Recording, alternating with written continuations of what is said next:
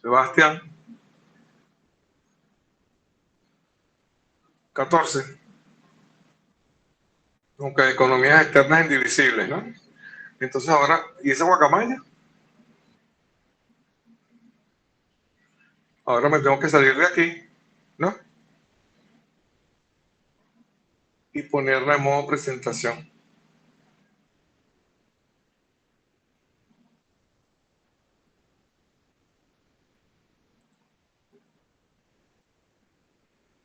Es así, ¿no?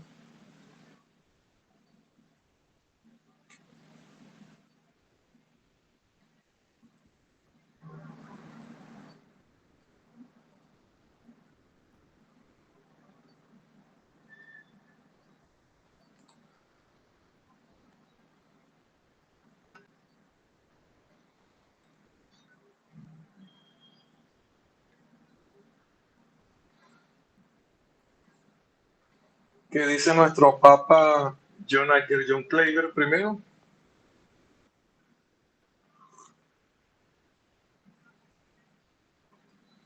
Yo no sé por qué a mí se me olvida siempre cómo es que se hace esto.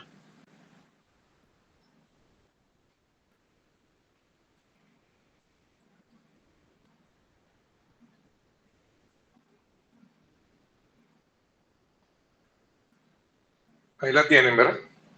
Pero ahora la quiero poner en modo presentación. Ah, ok, así es la cuestión. Voy a presentar y me voy aquí de nuevo a...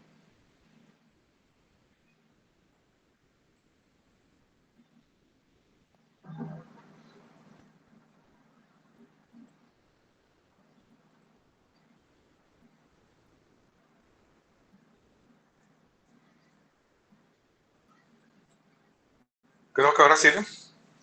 ¿Lo ven?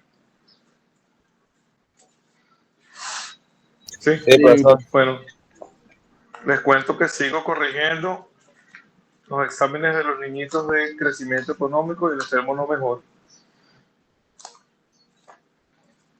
¿Mm?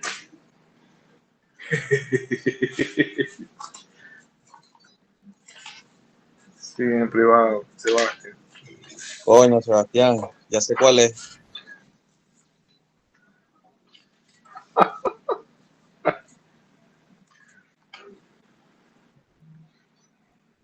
Profesor, Dígame. pilla ese de ellos en el próximo parcial, ¿vale? Tenga piedad. No, no. ¿Ustedes no quieren ser economistas, pues? Bueno, ustedes van a ser economistas, ellos también tienen que ser economistas, pues. Ustedes fueron los más afortunados de todos. Ustedes fueron los que tuvieron suerte porque yo estaba nuevecito, estaba pichón, estaba todo tiernito. Ahora resulta que ya eso se acabó, ese modo se acabó. Viva un codo. ¿Okay? Viva, no rivas. Bueno, mira, vamos a comentar hoy sobre las economías externas y las economías indivisibles. Esto me pareció bastante interesante porque ya va que llegó la patrona. Hola. Sí. Bien. Y después dice que yo soy. Después dice que qué. ¿Qué qué? Aquí está, menor.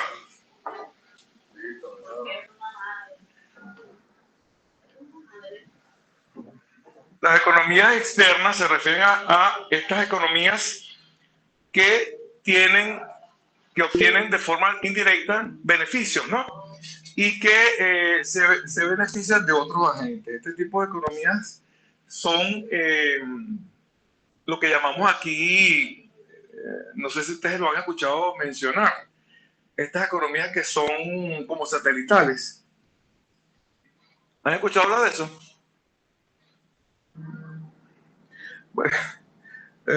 Bueno, si quieren hacer la comparación, podemos hacerlo con las economías del centro y la periferia. En el centro está el desarrollo industrial y en la periferia están todas estas economías que de forma indirecta se benefician ellas y favorecen el desarrollo de la economía central. Y están también estas economías que son indivisibles. Lo que pasa es que estamos acostumbrados a verlos como empresas y no estamos acostumbrados a verlas como economías. Por ejemplo, ¿qué pasa en un puerto aduanero? ¿Qué creen ustedes que pase?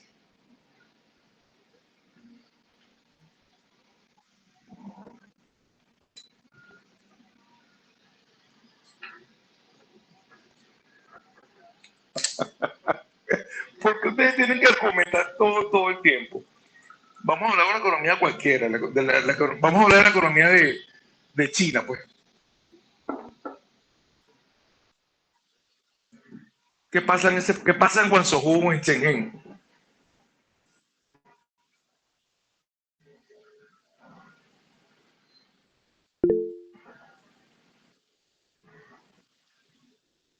Oh,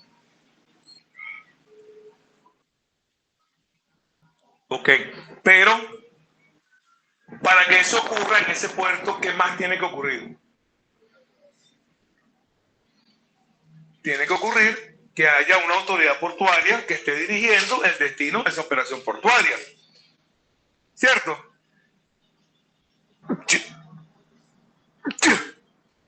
Perdón, tengo gripe. Salud. Gracias. Este tipo, ¿qué es lo que pasa con este tipo de economía? La ventaja de estas economías externas e indivisibles es que generan desarrollo económico y forman lo que llaman como, no tanto como un clúster, pero sí un polo de desarrollo. Por ejemplo, aquí en el puerto de La Guaira, todo lo que está alrededor del puerto de La Guaira son economías externas, porque se tiene que desarrollar el sector restaurante. Bueno, parecido a lo que estábamos hablando en estos días sobre el tema del desarrollo cuando había llegaban estos hoteles, estos desarrollos turísticos nuevos, ¿no? Se requiere la presencia de otros agentes que ayuden y fomenten el desarrollo de esa zona. Entonces, en el caso de una economía portuaria, se requiere gente que trabaje paletizando la mercancía. Se requiere de gente que trabaje cargando y descargando los contenedores. Se requiere de gente que trabaje en restaurantes preparando comida para esa gente y haciendo café porque tienen que, y empanadas, porque tienen que desayunar, tienen que almorzar y tienen que cenar. Entonces, esas economías externas son esas economías que generan, que se lucran ellas mismas, obtienen beneficios y generan beneficios para el desarrollo interno, ¿no? Entonces, y se vuelven indivisibles en las cuales ya en el proceso productivo tú no lo puedes descomponer. Por ejemplo, cuando hablamos de paletizar una carga, tú no puedes descomponer el proceso de carga de un contenedor, porque ese proceso de carga del contenedor necesita que haya paletización de las mercancías y que puedan ser cargadas, que es otra parte del proceso productivo. Se requiere de alguien que cargue eso en los contenedores. Bueno, estos conceptos están relacionados con la idea de que en algunos casos la producción y el consumo pueden ser más eficientes cuando hay coordinación en estas actividades económicas. ¿Qué es lo que significa esto? Aquí estamos hablando de una economía institucionalista, ¿verdad? Una economía en la cual haya coordinación perfecta entre estos agentes económicos que se están dedicando a producir. ¿Ok? ¿A qué se refiere esto de las economías externas individuales cuando se habla de la eficiencia? ¿Quién me dice?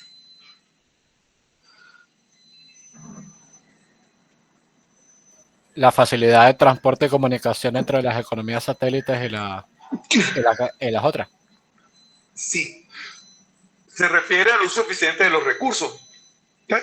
Entonces, es muy importante que esta coordinación entre los agentes económicos que están en la economía interna y en las economías externas que se tornan indivisibles estén en constante comunicación y coordinación institucional de tal manera que el uso de los recursos sea más eficiente.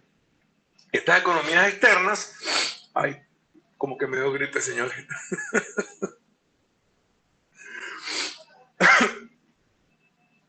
Estas economías externas se refieren a los beneficios adicionales que una empresa, industria o región, bueno, fíjate que lo importante de esto es que la economía externa no se refiere solamente a un grupo de empresas satelitales que están girando en torno o en función de la actividad económica central, sino que también podemos hablar de una empresa, una industria o región en el cual o en la cual lo que existe es la interacción con otras entidades externas, así como otras empresas, consumidores, gobiernos u organismos internacionales. Bueno, yo siempre traigo a colación el caso del agenciamiento aduanal cuando se pusieron de moda las empresas verificadoras aquí en Venezuela.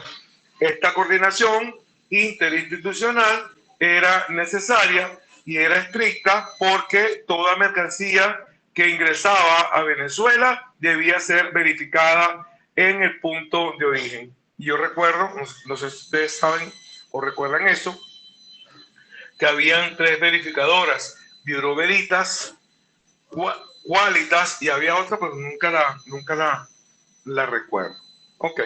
Bueno, estas economías externas pueden manifestarse en forma, lo que les decía, la eficiencia del uso de los recursos,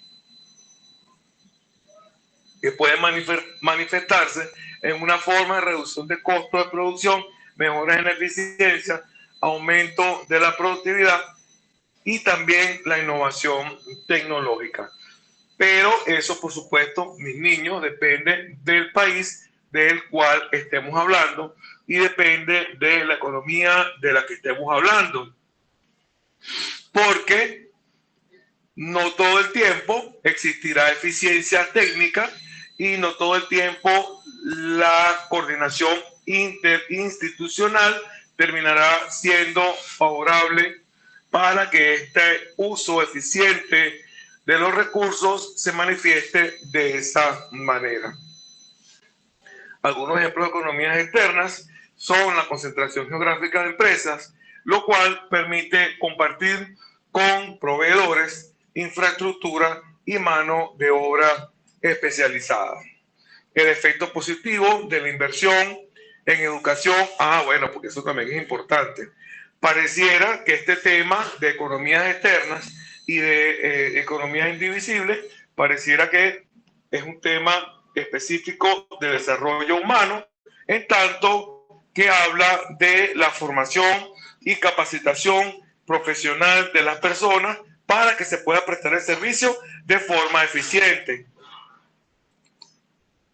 Y también habla de la colaboración entre empresas de tal manera que se mejoren los procesos productivos. Este tema de la cooperación entre empresas es muy importante, mis niños, porque, como ustedes saben, el tema de la competencia feroz por obtener nichos de mercado hace que se deje de competir y que, por el contrario, en lugar de avanzar y favorecer en la cooperación, lo que se haga es tratar de sacar del mercado a otras personas por cualquier motivo. Entonces es importante que, en lugar de actuar de esta manera, las empresas se manejen en un entorno competitivo que favorezca que todos puedan participar. Bueno, estas economías externas, si esto funciona de esta manera, tal cual como yo se los estoy planteando, lo que puede ocurrir es que tenga un impacto positivo en el desarrollo económico de una región o de un país, ya que ello favorece la especialización, la diversificación económica, la innovación y la competitividad en un mercado que está completamente globalizado. Vamos a ver ahora lo que se refiere a las economías indivisibles. Bueno, estas economías indivisibles, muchachos, se refiere a aquellas situaciones en las cuales los costos fijos de producción no pueden ser divididos o asignados a unidades individuales de producción. Ya esto es un tema de contabilidad. Esto es un tema, ya no es un tema económico, sino que es un tema que se refiere a que los costos fijos no pueden ser divididos, sino que, por el contrario, cualquier fase del proceso productivo tiene una relación con otra fase en términos de los costos. Estas economías indivisibles, incluso yo hablaría de centros de costos de producción que aplican de igual forma de una parte y de otra. En estas economías, el costo total de producción no puede ser reducido ni puede ser descompuesto en partes más pequeñas. Bueno, yo esto cuando lo estuve revisando, tengo una pequeña crítica porque los costos de producción, cuando hablamos de centros de costos en términos de contabilidad, sí pueden ser reducidos y pueden ser determinados en función de un área específica o no. Sin embargo, bueno, el concepto de economía es indivisible según el concepto de desarrollo humano, de desarrollo económico, es precisamente este concepto en el cual se habla en términos de que los costos de producción no pueden ser descompuestos en partes más pequeñas. Bueno, en estas situaciones la producción en pequeña escala resulta menos eficiente y más costosa que la producción en gran escala, ya que los costos fijos se distribuyen en un mayor número de unidades, lo que reduce el costo unitario de producción. Un ejemplo de economía indivisible es la industria aeroespacial. Bueno, como ustedes saben, bueno, no sé si lo saben, pero espero que lo revisen, pues. Pero el tema de la industria aeroespacial es un tema que involucra muchas partes de forma... Bienvenido, César. Servita, pagó César Johandro. Voy a estar con el micrófono Dígame. apagado porque estoy en el trabajo. ¿Cómo? El micrófono apagado porque estoy en el trabajo. Bueno, tranquilo, no hay problema. Otro ejemplo de esta... perdón, estaba hablando de la industria aeroespacial. La industria aeroespacial es una industria que involucra la construcción de cohetes, satélites, pero también involucra la capacitación en el tema aeroespacial, el tema de las simulaciones y muchos otros temas que no pueden ser separados del proceso productivo. Otro ejemplo de industrias indivisibles es la fabricación de grandes maquinarias o de infraestructuras, entre otros. Vamos a ver ahora esto que hemos venido mencionando de la coordinación y complementación estratégica, que resulta eficiente cuando estamos hablando de estas economías que son indivisibles. Bueno, en la economía del desarrollo, los problemas de coordinación y la complementación estratégica se refieren a las dificultades que enfrentan los actores y agentes económicos para colaborar, coordinar sus acciones y aprovechar las sinergias que pueden derivarse de la complementariedad de sus recursos y actividades. ¿Cuáles creen ustedes que son los problemas de coordinación y complementación estratégica que pueden surgir en una industria o en un sector productivo, independientemente de que sea un país de primer mundo o un país de tercer mundo?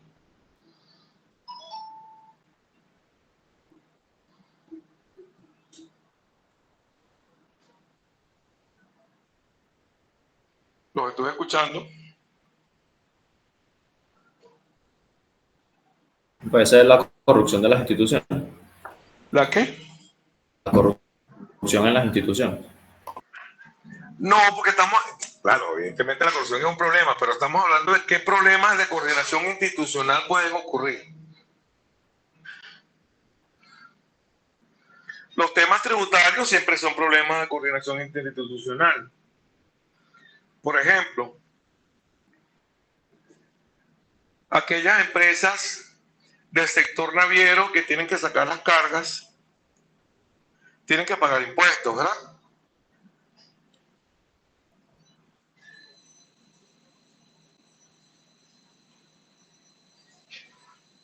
¿Qué otro ejemplo hay?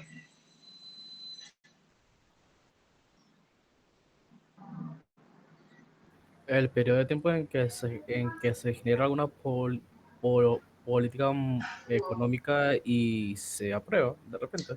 El periodo de tiempo en el cual se ejecuta una política económica, sí, sí puede ser. Un rezago en la aplicación de la política económica Por ejemplo, un rezago en la aplicación de los sueldos y salarios, como suele ocurrir en Venezuela, es importantísimo para este problema, para este tema de coordinación, puesto que la inflación termina siempre afectando a los agentes económicos. Bueno, estos problemas pueden obstaculizar el crecimiento económico y pueden obstaculizar la reducción de la pobreza y también pueden obstaculizar el bienestar de los países en desarrollo. Bueno, se supone que sí estamos en un marco de colaboración interinstitucional. La idea es que no se obstaculice el crecimiento económico y la idea es que siempre se atienda a la reducción de la pobreza, a la disminución de la brecha tecnológica, que no está ahí, pero es importantísimo tomar en consideración este último factor, cosa que muchos países no han podido lograr y cosa que se piensa que es fácil realizar, pero no es así tan sencillo. Algunos problemas específicos asociados con la coordinación y la complementación estratégica en la economía del desarrollo incluyen la presencia de externalidades positivas, las cuales son efectos beneficiosos, como por ejemplo una reducción de los impuestos, un procedimiento mejorado que haga que el uso de los recursos sea más eficientes, la ampliación de horarios de trabajo, si es que había reducción en lo mismo. Y bueno, todas estas actividades tendrán beneficios o efectos beneficiosos sobre la actividad económica de los agentes y sectores que estén participando en ese modo de producción, pero no se reflejan en los precios de mercado. Y esto tiene sentido suponer que, por supuesto, una mejora en la eficiencia técnica y una mejora en el uso de los recursos no tiene nada que ver con los precios de mercado, puesto que si estas mejoras se han trasladado al proceso productivo, yo voy a ser más eficiente en la producción, pero eso no necesariamente implica que voy a proceder con una reducción en el nivel de precios, puesto que estoy obteniendo mejores rendimientos, ya que mi estructura de costos ha tendido a disminuir. Esto puede llevar a una subinversión en actividades que generen externalidades positivas, ya que los agentes económicos no tienen incentivos para coordinarse y colaborar en la producción de estos bienes o servicios. ¿Qué significa esto? Significa que si yo sé que soy eficiente en un sector determinado de la producción, entonces voy a dejar de invertir ahí, puesto que ya sé que me va a generar una externalidad positiva. Otro problema específico asociado con la coordinación y la complementación es la falta de infraestructura, y es uno de los problemas que recurrentemente vemos en los países y en aquellas regiones en las cuales, ¿cuál creen ustedes que sea el sector por tradición que se ha visto más afectado por la falta de infraestructura?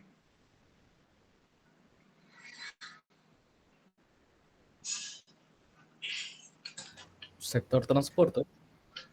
¿Cuál de los tres sectores? ¿El sector primario, el secundario o el terciario? El secundario, creo yo. ¿Quién? Santiago. Puede ser. Sí. Explícame por qué. Ya. Porque el secundario es el que necesita más infraestructura, según tengo entendido.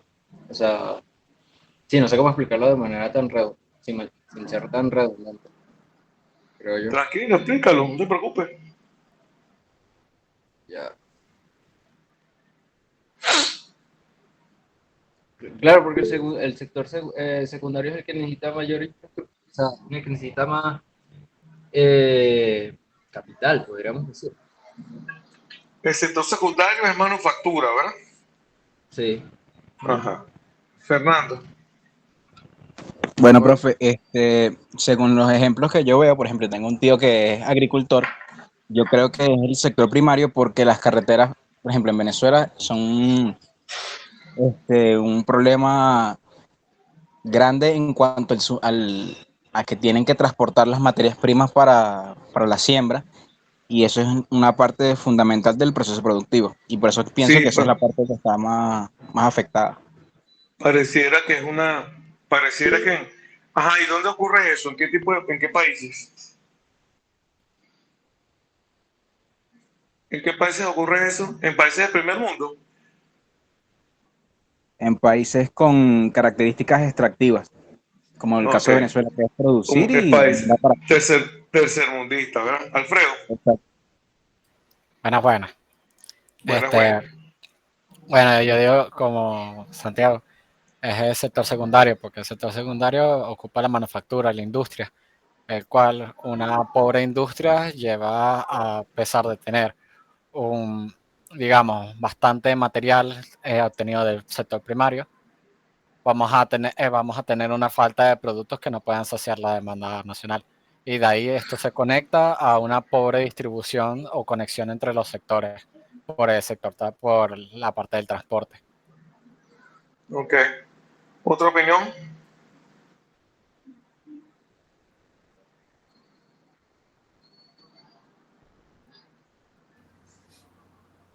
Yo diría que el sector terciario, concretamente, por el hecho de que, por el hecho de que una infraestructura ineficiente puede afectar, y bueno, y de hecho afecta al, por ejemplo, la estructura de los colegios, de los hospitales. Si un país depende del turismo, una pobre infraestructura va a contraer el turismo como tal, y la inversión que puede o que puede realizarse también es estructuras que permitan promover ciertos servicios como puede ser eléctricos, de comunicación, entre otros. Por lo tanto, yo diría que el sector terciario sería el que más se ve afectado por una infraestructura ineficiente o nula. Ok. ¿Alguna otra opinión antes de dar mi opinión?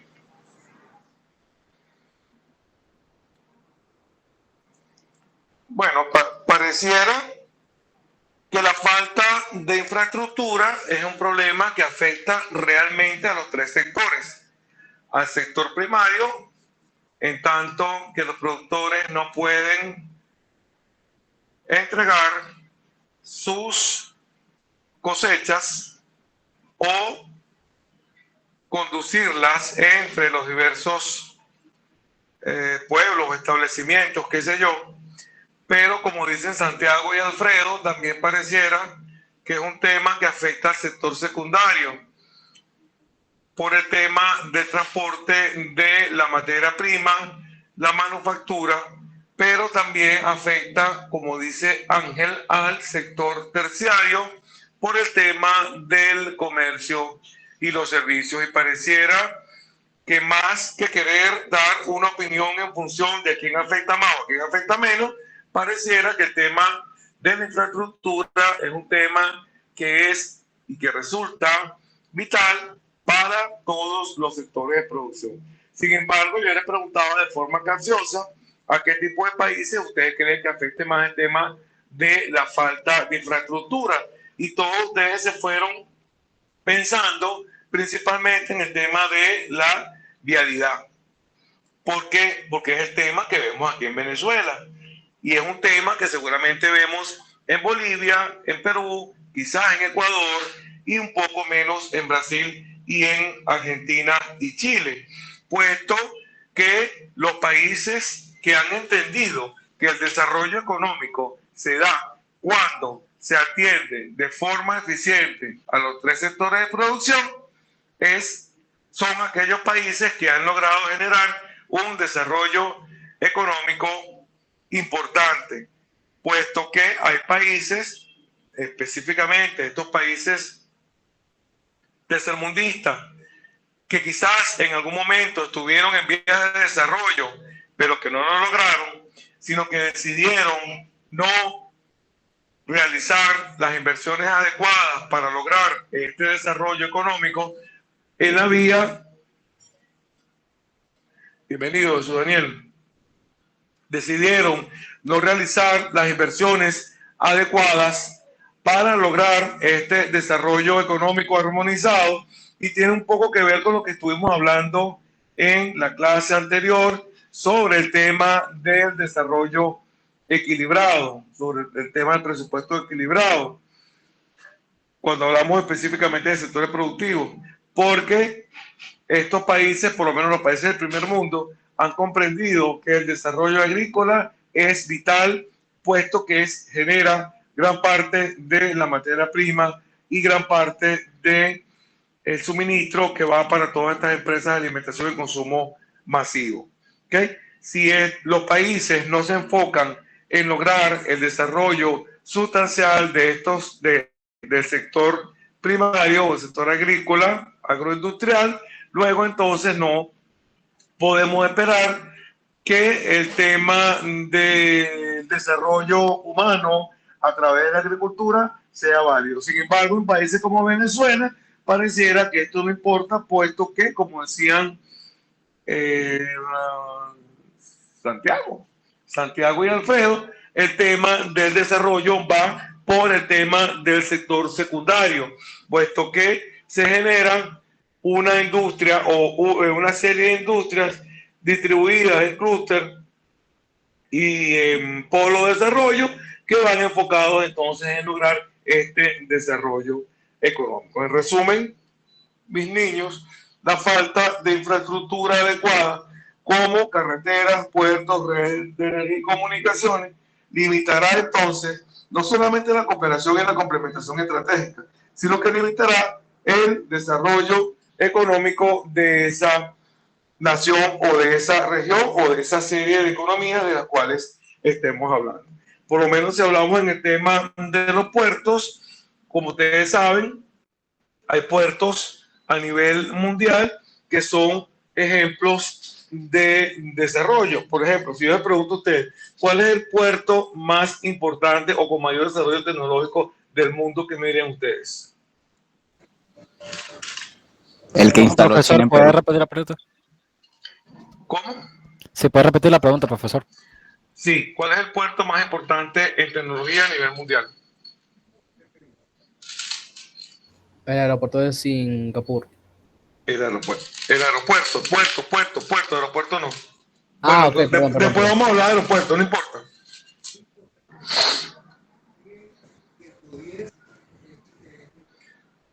¿Cuál es? El puerto de Shenzhen.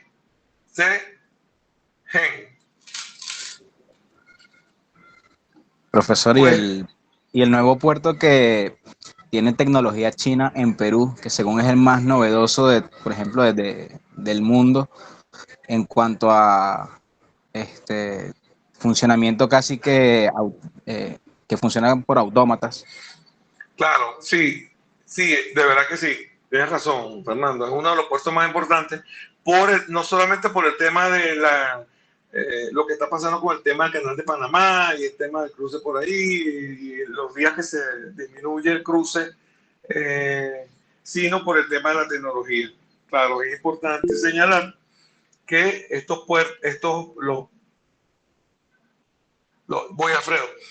barcos que entran en estos puertos son barcos que tienen, primero que son enormes, son barcos de como, no sé, 5, 6, 7 pisos. Imagínate la cantidad de contenedores que traen esos barcos, imagínate la tecnología que tienen que tener esos barcos para poder ingresar en estos puertos. Alfredo, te escucho.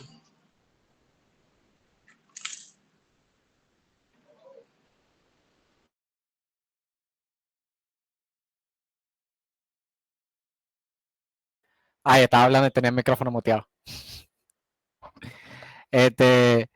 Que me dio curiosidad su pregunta y busqué y vi que no me había dado cuenta que prácticamente los puertos más importantes del mundo son en su mayoría de China y de países que tienen altos niveles de tecnología, así como... Ajá, te iba a preguntar que a qué crees tú que se debe eso, pero ya viste la respuesta. Sí, sí. Como ese Sí, espacio chiquitico de tecnología que disputan China y Estados Unidos, que diseña chips. Sí, yo me acuerdo que en una oportunidad yo fui tutor de una tesis de maestría en la cual se estaba diseñando un dispositivo que lograse esto, y en ese, les estoy hablando de 2010, 2012, algo así. Y bueno, nos veían como unos locos, ¿no? Y resulta que hoy día eso es lo que se busca, que exista un dispositivo. Antes se hablaba de drones, que el dron entraba en el barco y luego, no, ahora se habla de un espacio radioeléctrico en el cual se ingresa, el barco se detecta, ya sabe cuántos contenedores tiene, ya sabe cuántas personas vienen. Y bueno, para que ustedes vean, esa es una de las 5 inteligencias artificiales que hay en la actualidad. Y en este caso es el Internet de las Cosas, ¿no? ¿Recuerda que yo les hablaba de Black Mirror, no? Sí, profesor. Bueno, eso que está ocurriendo en Black Mirror es la explicación del pensamiento inventivo en función de cómo se están resolviendo la falta o la ausencia de las cosas, ¿no? Ok, entendido el tema de la tecnología y los puertos, pasemos entonces a qué otro punto en los temas asociados a la complementación estratégica es la falta de instituciones efectivas. La falta de instituciones efectivas y de mecanismos de gobernanza puede dificultar la coordinación entre los actores económicos, así como generar incertidumbre y desconfianza que limiten la complementación estratégica. Denme un segundito y ya vuelvo. Sí.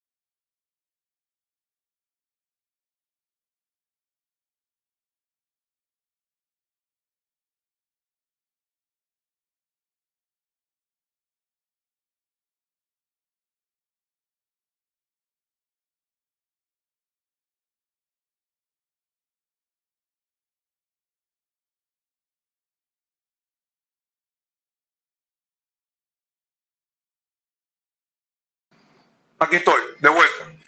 Bueno, cuando hablamos de la falta de instituciones efectivas, es un poco lo que estuvimos hablando en clase la semana pasada, puesto que las instituciones efectivas son las que generan los mecanismos de gobernanza y, por supuesto, toda la información necesaria para que exista coordinación entre los actores económicos, de tal manera que no haya incertidumbre, que no exista desconfianza y que no se limite a la complementación estratégica. Aquí estamos hablando de una economía institucional en la cual es necesario que las instituciones que hagan vida en la nación o en la región que estemos hablando generen información específica de tal manera que la gobernanza se logre. También las asimetrías de información pueden representar un obstáculo significativo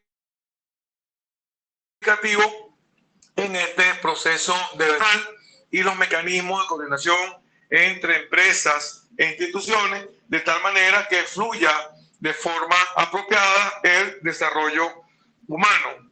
Las asimetrías pueden dificultar la coordinación y colaboración al limitar la capacidad de los actores para predecir el comportamiento y las decisiones de los demás. ¿Ustedes entienden lo que significa asimetrías de información?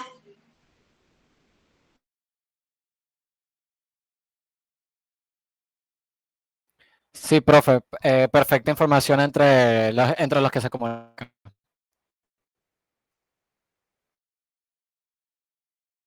Sí, asimetría de información se refiere a que, por ejemplo, cuando usted va a un banco a pedir un crédito, ¿quién sabe más de su proyecto que usted? Más nadie, ¿verdad? Pero la pregunta es, ¿el banquero que le va a otorgar el crédito entiende la magnitud o la importancia o la significación del proyecto que usted está adelantando? ¿Entiendes? O tú entiendes las cláusulas con las cuales te están otorgando el crédito. Esa diferencia de información en la cual los agentes económicos tienen más o menos información son importantes en este tema de la coordinación interinstitucional, puesto que si yo no conozco las cláusulas, como dice Alfredo, o si por el contrario puede mucha información.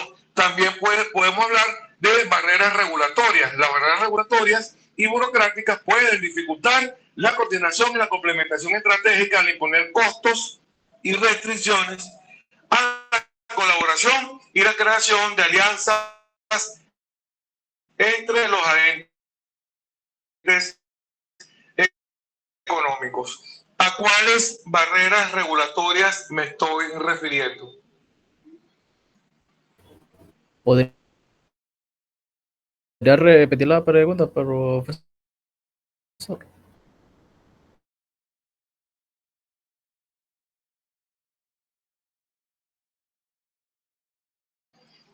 Es que mientras que estoy dando clases estoy aprovechando de comerme un sanduchito. Buen provecho. ¿A cuáles barreras? Gracias. Estoy haciendo lo mismo que a mí, por ejemplo, Alfredo, que espera que la clase esté en su punto máximo y saca su arepa. ¿A cuáles barreras regulatorias nos estamos refiriendo? Y burocráticas. Aranceles. Proteccionismo. ¿Qué más? Proteccionismo. ¿Qué más? Bueno, impuestos siempre, ¿no? Todo tiene que ver con los impuestos. Subsidios como tal también. Leyes de restricción de importación por tipo de producto. Sí, eso se llama.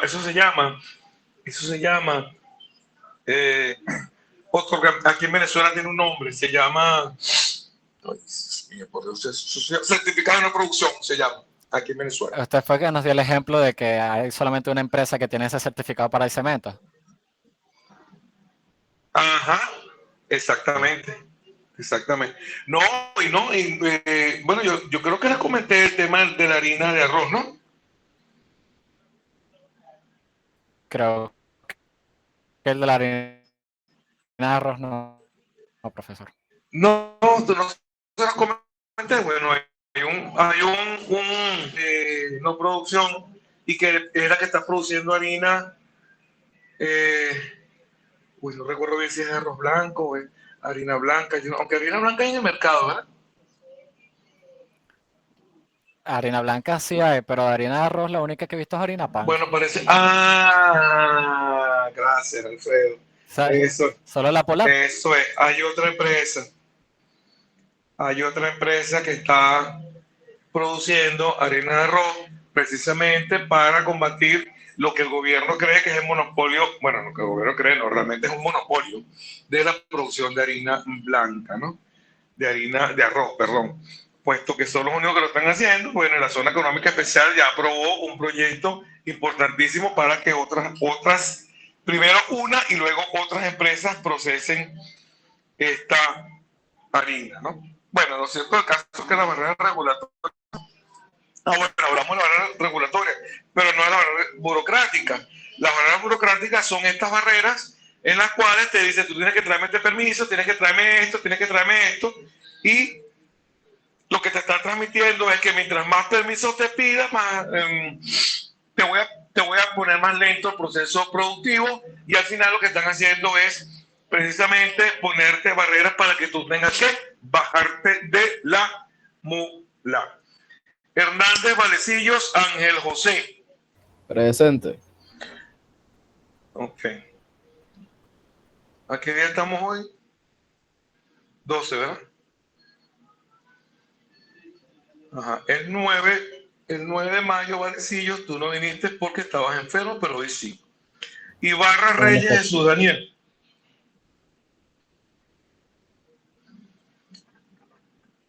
¿Quién es Ibarra Jesús?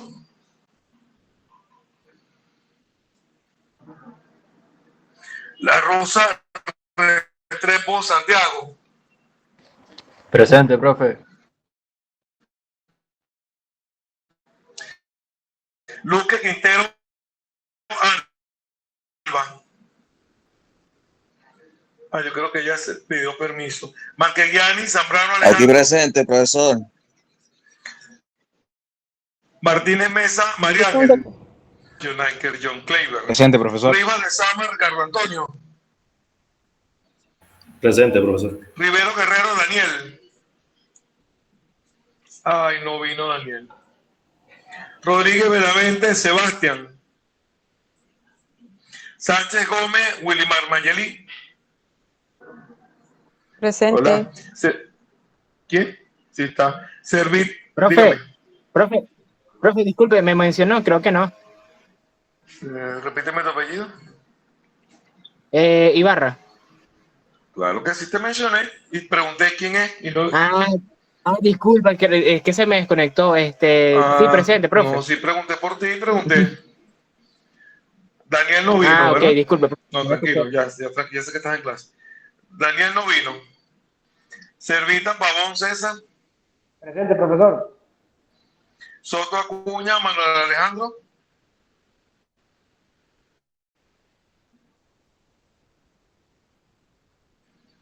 Tiapa Bermúdez Alfredo. Presente. Y Zacarías Arriechi Abraham Josep. Presente. Listo. Ok. Continuamos entonces por aquí. Sobre el círculo vicioso.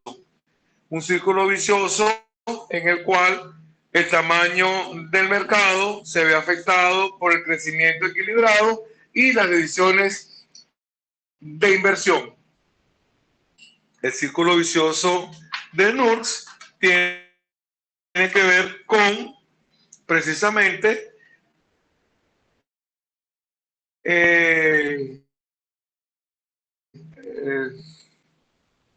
con estas relaciones de tamaño de mercado, crecimiento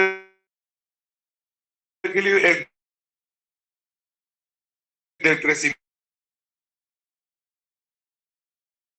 que hemos hablado, que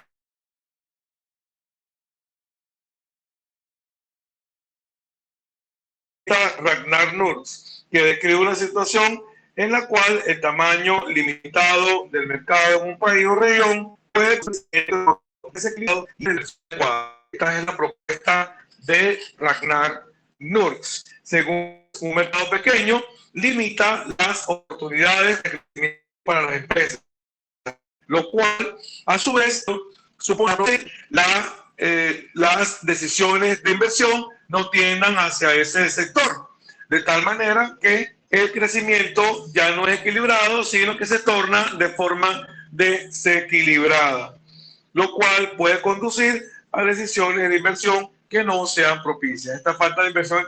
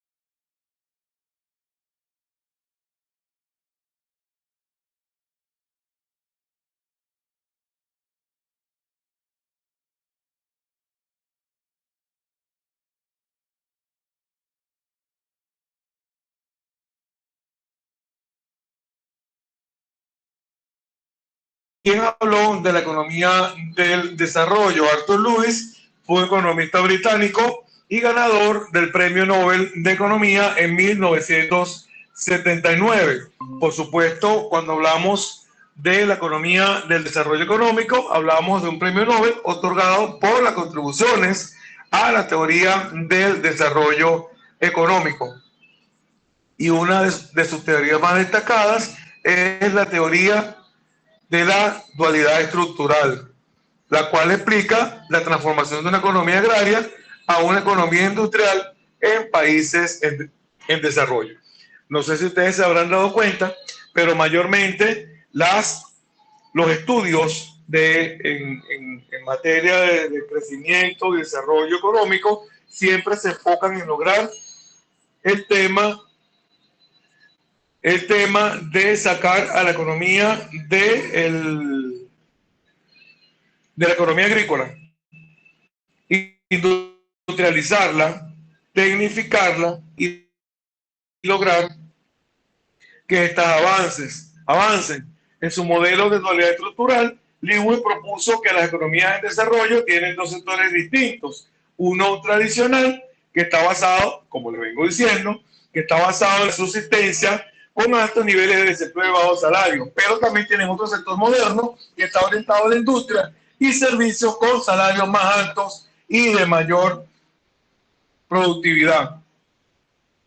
¿Qué argumentó Lewis en este contexto? Bueno, argumentó que el crecimiento económico se produce a través de la transferencia de mano de obra del sector tradicional al moderno, lo cual implica un aumento en la productividad y el nivel de vida de la población. O sea, ¿qué está diciendo en pocas palabras Lewis? Está diciendo que hay que sacar, con lo cual yo no estoy de acuerdo, que hay que sacar la mano de obra del sector agrícola y llevarlo al sector moderno. ¿Para qué? Bueno, imagino que para tecnificarlo, supongo, ¿no? Y que se forme, que vea mundo, no sé, qué sé yo. Pero Luis hizo hincapié en la importancia de la inversión en capital humano y en infraestructura como factor clave para el desarrollo económico. Asimismo, este señor, ¿qué hizo? Bueno, destacó la necesidad de políticas gubernamentales que promuevan la industrialización, la diversificación de la economía y la creación de empleo. Tenemos también ahora el modelo de Lewis, Fay y Ranis. Sebastián, te escucho.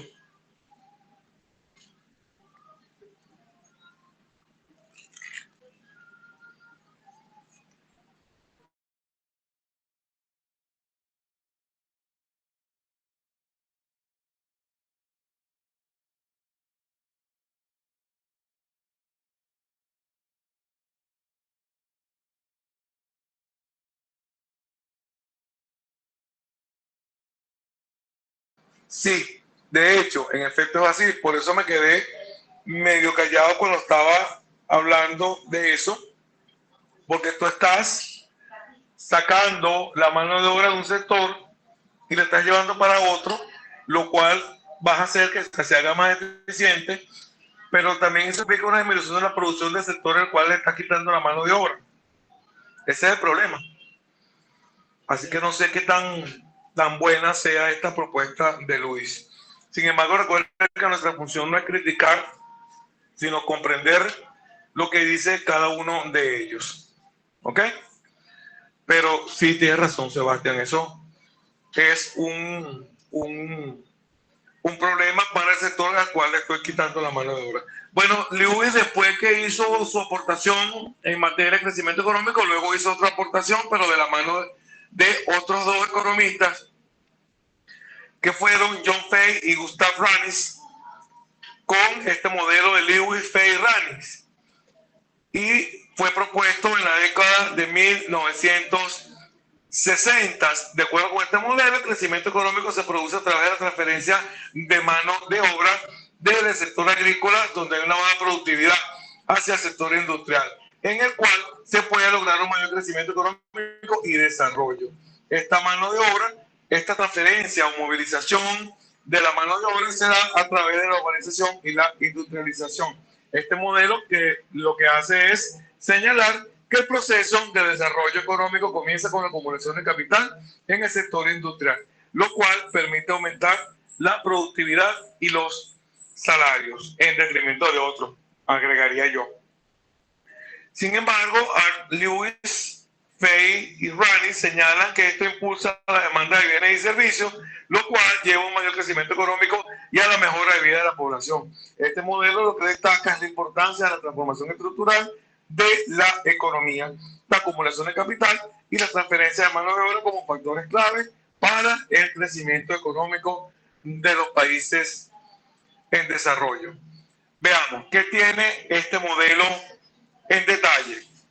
Tenemos, en primer lugar, una economía dual, una economía que tiene sector primario y sector secundario, que es el sector agrícola, uno que es tradicional, que tiene mano de obra de subsistencia, que produce lo mínimo para sobrevivir, y tenemos otro sector industrial que es el sector que tiene capital y tiene elevada productividad. También tenemos que hay una oferta ilimitada de mano de obra, asumiendo que hay una gran cantidad de trabajadores agrícolas disponibles para migrar al sector industrial a un salario mínimo. También tenemos que hay, y bueno, eso es lo que hemos visto en Venezuela también por muchos años, ¿no? Una movilización de la mano de obra del sector agrícola hacia el sector industrial, puesto que el salario es de subsistencia y se supone, o ellos esperan, que en el sector industrial obtengan mejores beneficios, pero ustedes saben, por supuesto, que eso es un engaño, que la gente termina hacinada, aglomerada, con un crecimiento desmedido, un crecimiento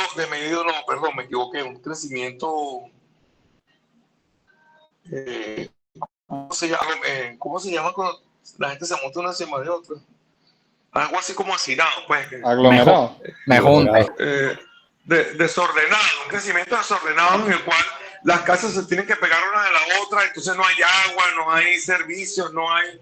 Favelas. Ese es sí, favela. Ese es el problema de este tipo de crecimiento.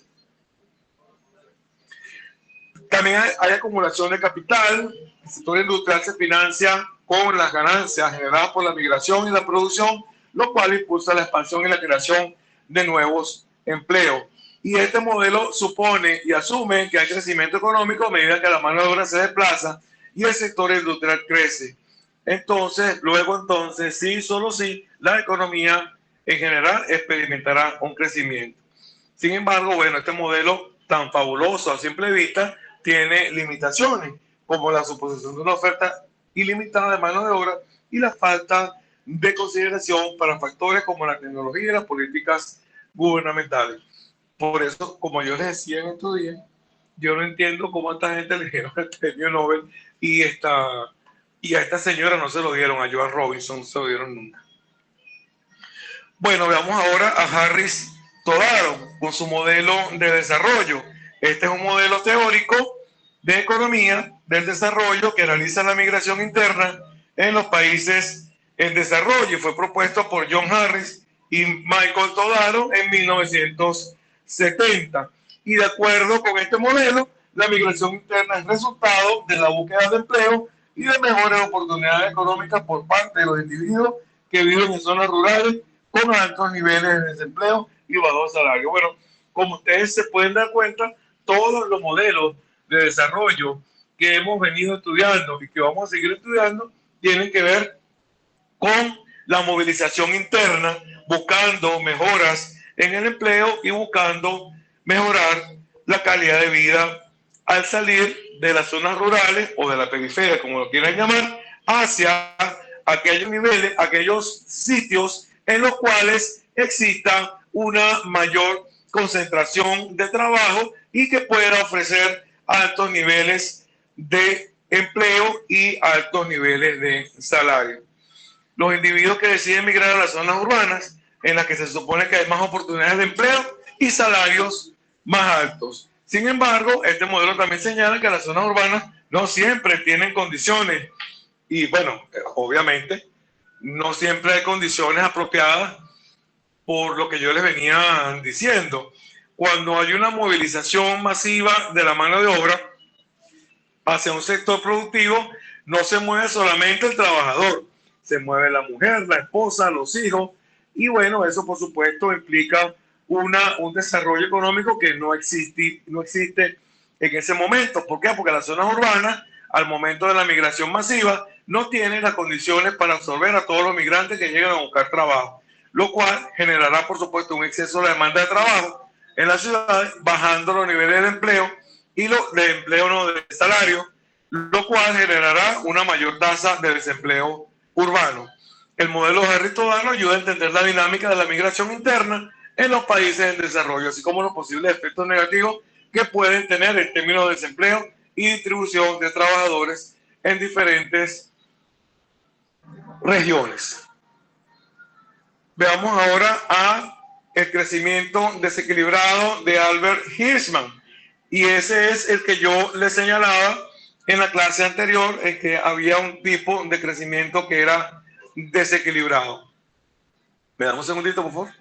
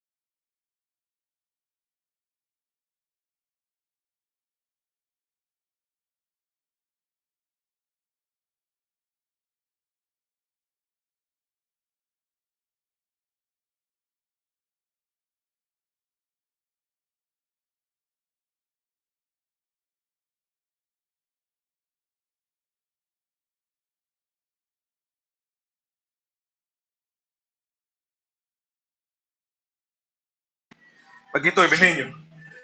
Vamos a ver entonces ahora el crecimiento desequilibrado de Albert Hirschman.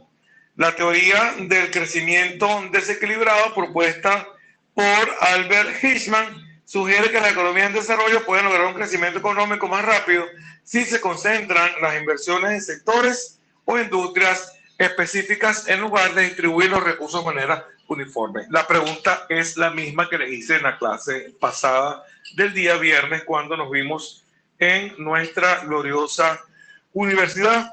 ¿Ustedes creen que las economías se concentran en distribuir los recursos de manera uniforme o es preferible concentrarse en inversiones en sectores o industrias específicas? ¿Qué es preferible? La segunda, profesor, 100%. Bueno, yo lo veo más como por lo lógico, yo iría por la segunda, pero también los gobiernos deberían centrarse en intentar hacer como una distribución que a la vez sostenga los otros sectores en una forma mínima. No podemos tirarlos a la basura.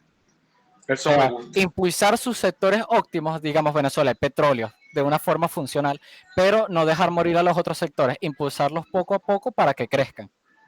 Entonces la idea sería decidir hasta qué punto debo concentrarme en un sector específico, sí, como tú dices, Alfredo, sin dejar morir el resto de los sectores. En pocas palabras, sí. Okay. ¿Otra opinión?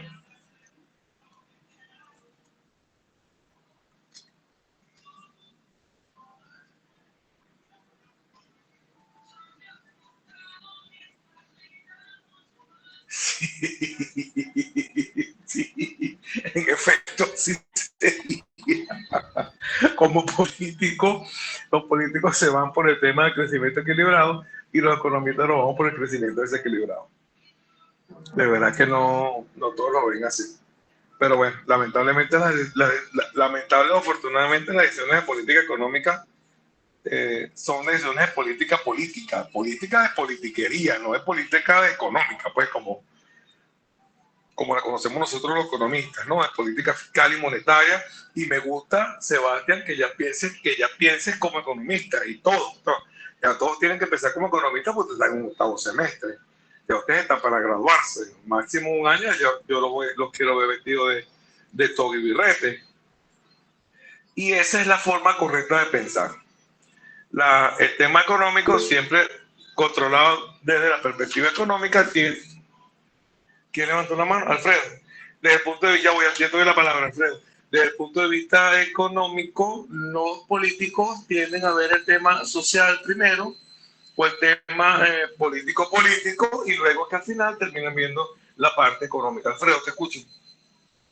Profe, que yo quería hacer referencia por lo menos a lo que dice nuestro querido Schumpeter sobre que uno no puede hacer una asignación uniforme a todo porque en una situación de crisis tú no vas a dar los mismos recursos a diferentes sectores. Por lo menos cuando se busca impulsar desarrollo, en situaciones críticas se deja de lado o se minimiza el aporte a la parte universitaria y se favorece la educación básica para fomentar la educación en la mayoría del pueblo.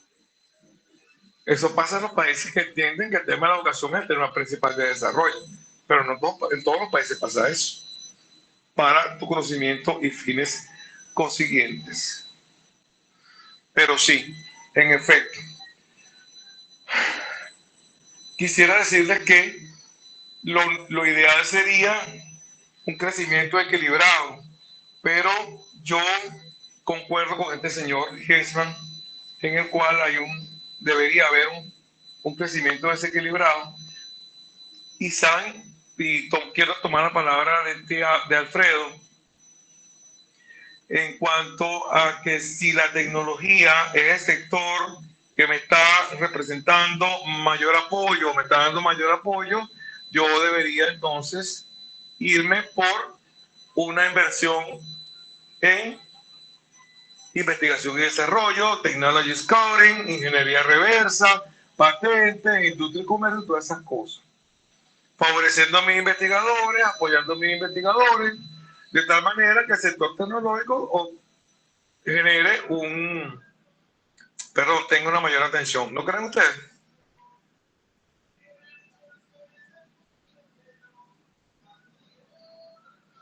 Ok.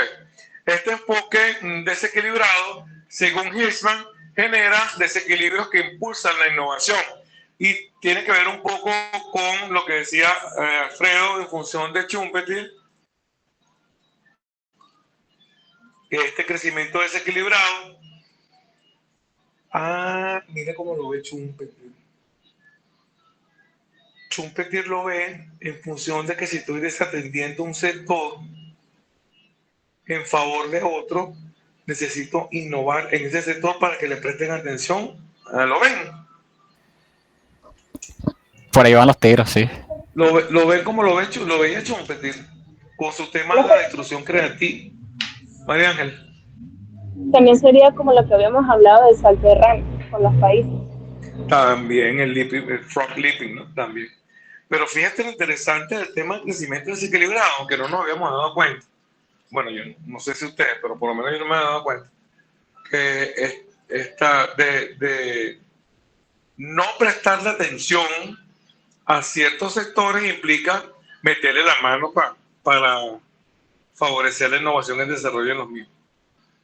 Interesante. Pero bueno, continuamos entonces. Bueno, este enfoque desequilibrado, según Hirschman, lo que implica es que genera desequilibrios que impulsan la innovación y el crecimiento, a diferencia de un crecimiento equilibrado que puede ser estancado. Bueno, Hirschman pensaba que este crecimiento equilibrado podría ser estancado, puesto que si yo invertía la misma cantidad, no digamos invertir la misma cantidad, pero sí por lo menos invertir de forma equilibrada, de forma uniforme, creo que sería la palabra más adecuada, en distintos sectores de producción, generaría estancamiento económico.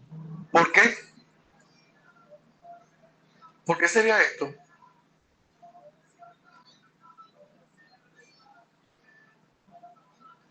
¿Cómo, profe?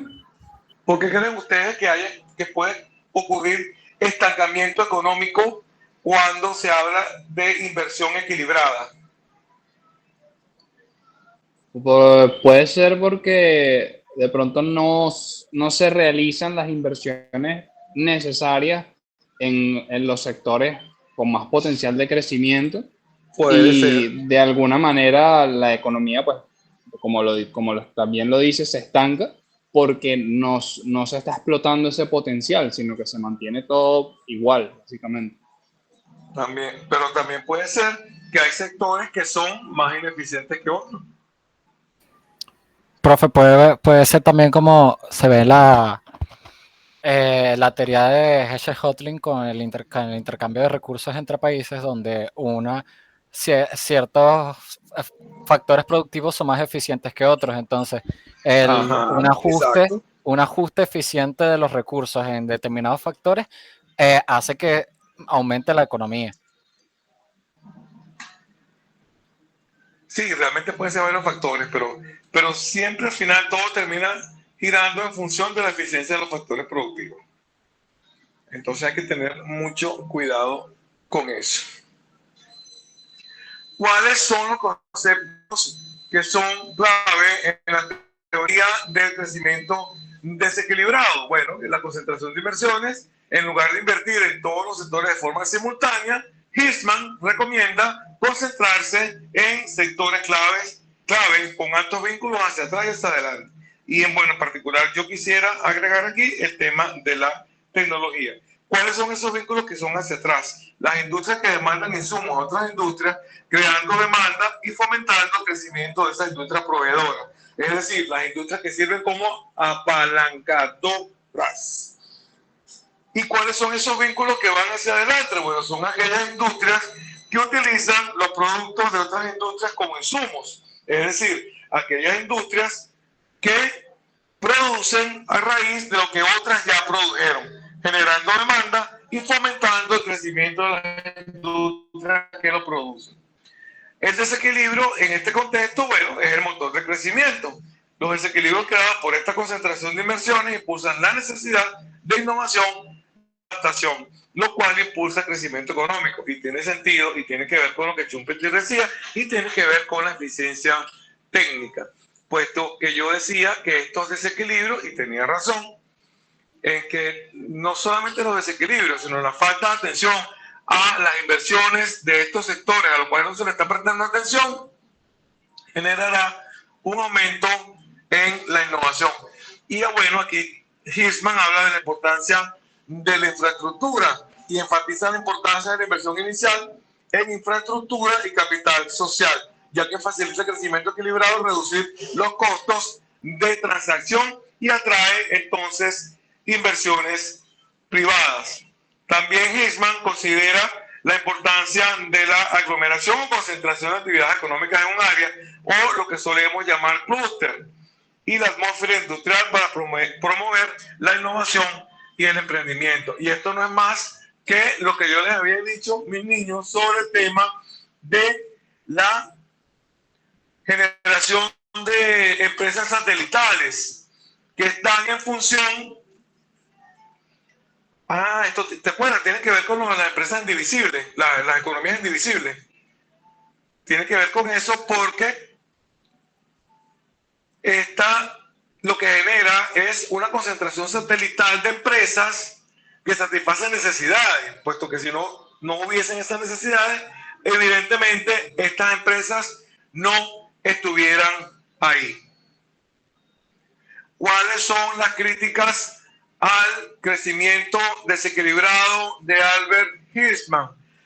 Y recuerden que yo les comentaba el viernes que esta teoría del crecimiento desequilibrado, incluso si les cuento, se caen para atrás, aparece en el programa ya como una crítica y no así como que vamos a conocer cuáles son las aportaciones de esta teoría al desarrollo económico, sino que de una vez vamos como una crítica. Por eso yo quise presentárselo a mis niños como una teoría en primer lugar y luego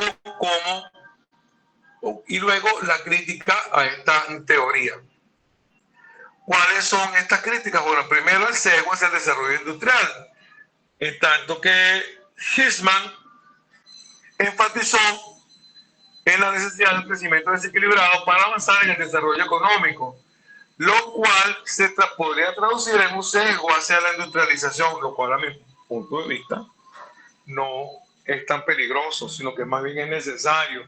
Necesitamos países en los cuales los procesos de industrialización sean acelerados, por supuesto, con la protección de la propiedad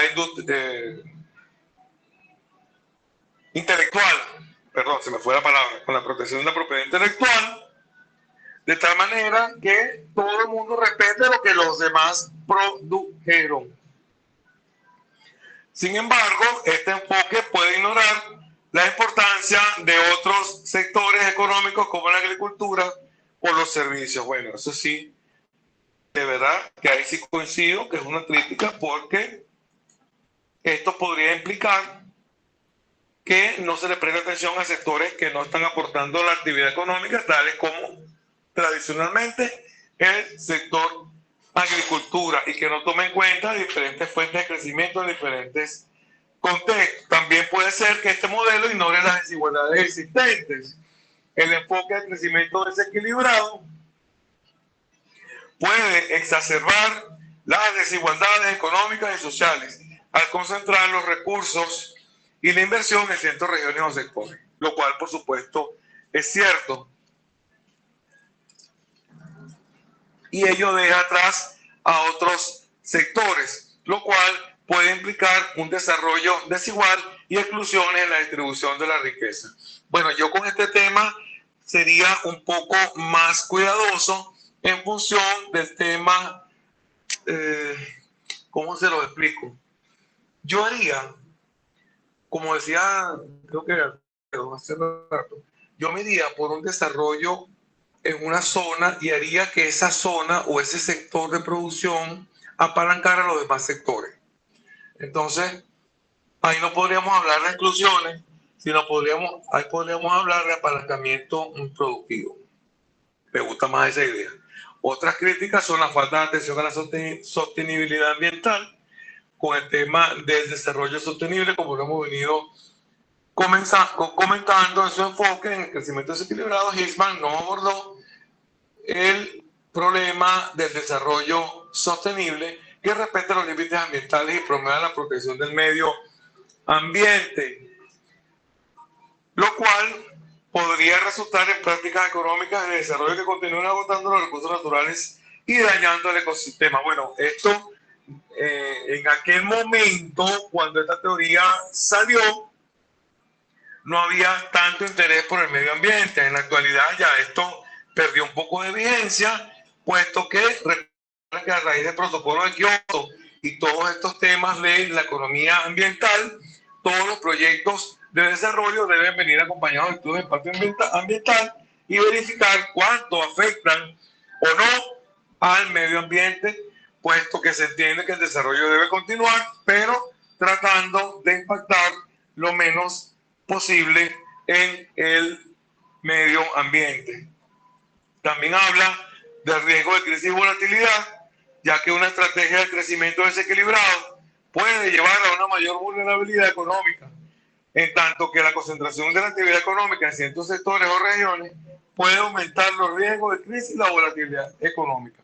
Esto no es más, mis niños, que la creación de burbujas económicas o financieras, como ustedes las quieran ver. Esto puede hacer que la economía sea más susceptible a los choques externos y a las fluctuaciones del mercado.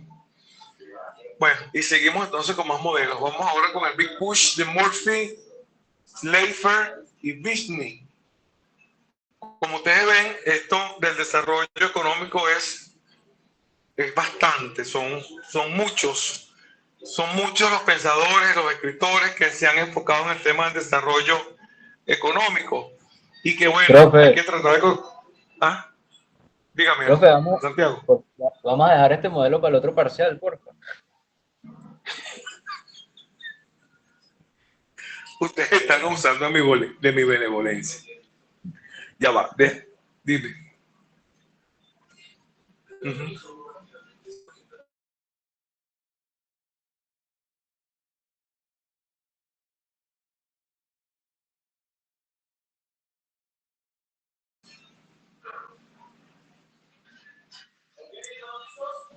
Ay, Dios. Imagínate yo.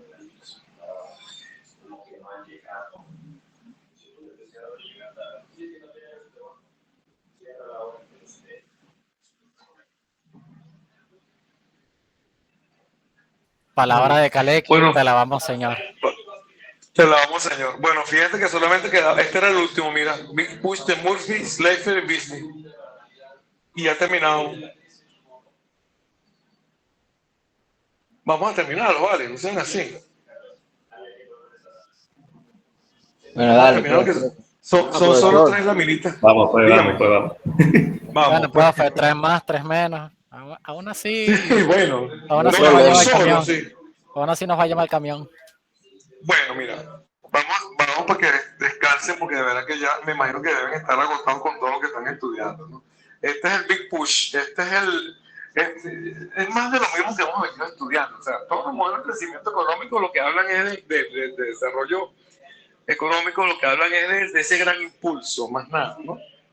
Y fue propuesto por Robert Murphy, André Slayfer y Robert Vishney en la década de 1980 y habla de un empujón inicial que tiene que ser significativo en términos de inversión, obviamente. Eso es igualito a lo que ya hemos venido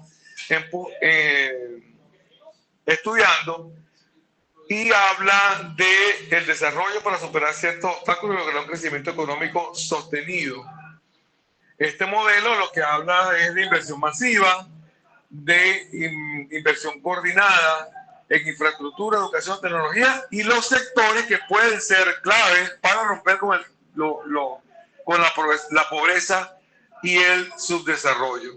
También puede ayudar un tema muy importante que también puede ayudar a un tema muy importante para nosotros, que es el tema de la coordinación que siempre hemos venido comentando. El tema de la coordinación se refiere a las acciones que hay entre los diversos agentes económicos para evitar precisamente que las externalidades afecten la economía. El Big Push puede ser necesario en situaciones en las que son suficientes para desencadenar un crecimiento sostenido. Bueno, esta inversión, este gran empuje puede ayudar al crecimiento económico, pero también ha sido objeto de crítica por su complejidad y el desafío práctico de implementar inversiones masivas de manera efectiva. Uno de los problemas y una de las críticas que hay en cuanto al Big Push es precisamente el tema de la burocracia, el tema de la corrupción, el tema de la malversación de fondos y, bueno, condiciones que hagan que ese Big Push sea menos efectivo. Y con esto, mis niños lindos, ya terminé para que puedan estudiar toda esa gran cantidad de maravilloso material para el día viernes.